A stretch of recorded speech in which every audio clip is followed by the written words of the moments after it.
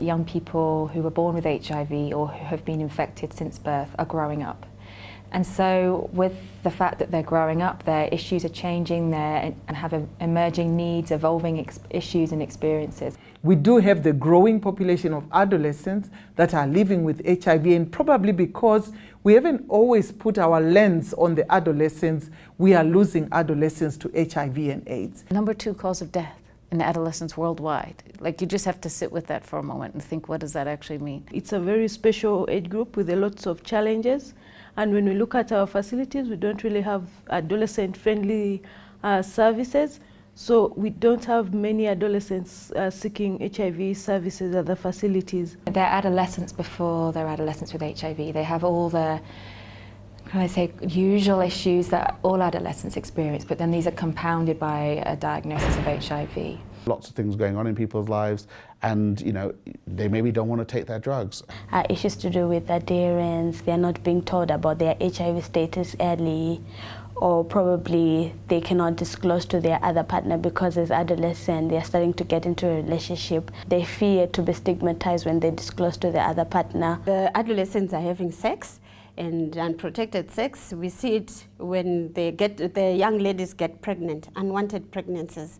Basically how difficult it is generally for young people to be talking to healthcare providers about sex and about relationships because of culture and the fact that it can be, it can feel a bit embarrassing to be asking questions like that when you're not used to doing that anyway in your school or at home or with parents and so on. I think it's still hard to comprehend why there's still such high levels of stigma and discrimination, and why young children and adolescents particularly are finding it so hard to access health services, are often being met with not very helpful attitudes, and are not finding health facilities a space that really supports them in being able to make positive health choices. In fact, many of them are talking about experiences of where the doors are really closing instead of opening.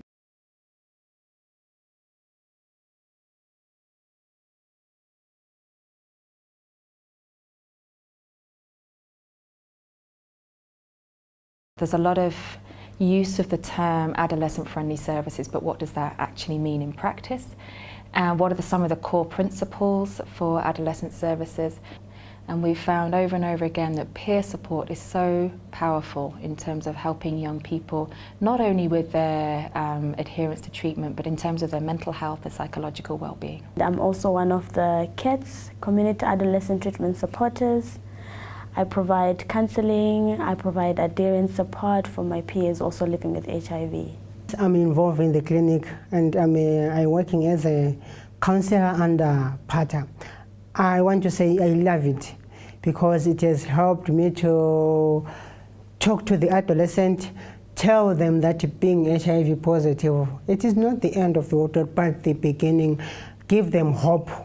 When we add care, psychosocial care, having good parenting and good teacher support and someone very supportive in their lives, we can see that the risk reductions halve across both boys and girls. It seems that getting a combination of some kind of economic support and getting psychosocial care can really help reduce risk. After being referred by a clinic, I joined support groups where I meet with my other peers and we share about our personal experience living with HIV and discussing about adherence. The lonely part was removed, and now I was adhering to my peers, got more knowledge on how to live a positive, prolonged life. We need to go beyond asking, have you missed your medications? How many medications have you missed? We need to go beyond asking about missed doses of medications and to really find out and unroot the causes why. By asking them open-ended questions, you provide the opportunity for them to really communicate with you. And of course we also need to be addressing and integrating the sexual reproductive health needs of young people living with HIV, so that they too can look forward to happy, healthy relationships and families of their own. In terms of for healthcare providers, it was about what is it that they can do to feel comfortable about talking to young people about these issues, and how can they understand the issues to do with sex and gender and sexuality better so that they can be more comfortable talking to young people about them. The key starting point for how do we make adolescent-friendly services appropriate, relevant, accessible, safe, confidential for the young people is to ask them. Let's start asking young people themselves, what do they need? What are the barriers that they face to accessing services? What are the challenges they face? Because only by asking them can we really understand their perspectives and their needs. And that's a great place to start so that we can then start planning. They want to be heard. I believe they want to tell you how they are feeling. And initially when we started, we were trying to tell them how things got to be done. But at the end of the day, it was late. Of course, we realized that what they need is to let you know how you can help them. As adolescents, we really need the support. We really need to be recognized and heard our voices. These young people are the future for tomorrow.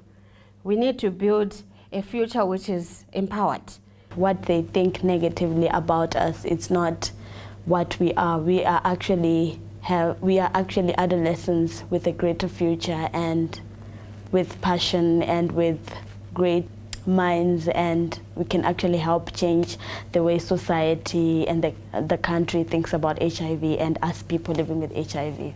Strength of PATA is actually the work of the clinics that are all part of the network, because together they represent the front lines, the people who are working on the ground addressing this epidemic every day. When you come to these forums, you find yourself more enlightened and more knowledgeable than before you came in. It's hard work.